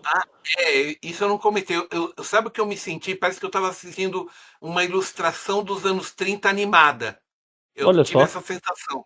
Sabe aquelas ilustrações de propaganda de pôster dos anos Sim, 30, sim, Denison? sim, sei, sim. sei. Parece, não parece o traço, não lembra isso como se fosse um traço retrô, né? Parece Sim, um pin-up sério. Um pin-up sério. Tava muito bem feito, muito bem feito. Não, Muito, não muito. tenho o que falar mal desse filme, gente. Só posso dizer, ó, se você não assistiu, assista, cara. Você não vai se arrepender. Não E tem como mesmo pois se que arrepender. você não pegue os detalhes culturais japoneses que nós conhecemos, não faz diferença. É o tipo de É, coisa que pode até fazer você tornar curioso e correr atrás de alguns pontos. É uma união dos charmes das atrações japonesas. Você descobre coisa nova e você corre atrás depois. tipo eu, por exemplo, porque eu não conhecia nada, não sabia. Quando eu comecei a pesquisar no Wikipedia, eu descobri que tinha livro. Aí eu fui atrás da biografia da autora, aí eu fui atrás da família dela, aí eu fui atrás do professor, aí eu fui atrás da escola. Eu pesquisei tudo isso só de assistir o filme, E eu né? fiquei surpresíssimo de você falar pra gente que isso é autobiográfico. Não É esperava. totalmente verídico. Até o nome das crianças é verdadeiro. Não tem nome fictício na história. Saber que a autora tá viva, que ela tem essa importância cultural pro Japão, E ela sabe? narra o Ela é filme uma também, lenda. sabia? Ela é a narradora do filme também. Aham. Gente, ela é uma lenda viva, essa mulher, né? é. Nossa Então é Senhora. isso. Recomendamos que vocês assistam o filme. Se não conseguir assistir no cinema, que não dê tempo, né, de assistir no cinema, esperem aí no stream. Com certeza vai sair em algum lugar, certo? Ou fique de olho nas redes da Sato Company, que eles devem divulgar aí mais informações sobre isso. Então, Ok. agradecer aí o Alan, que viu primeiro o filme e indicou a gente, né, pra gente assistir. Obrigado a todo mundo aí que veio, Alan, Peixoto, Denison. Uhum. Agradecimento à própria Sato Company, né? Agradecimento até à própria Sato Company que Obrigado, Sato compartilhou Company. Nossa, muito Ne- obrigado, Sato Company. por ter trazido Nelson desde o Sato, começo desse muito filme, né? obrigado. Mais uma vez você conseguiu. Parabéns. Né? Pois é. Então é isso, até a próxima, pessoal. Valeu, tchau, Valeu. tchau. Tchau, Falou. Ah, tchau, tchau.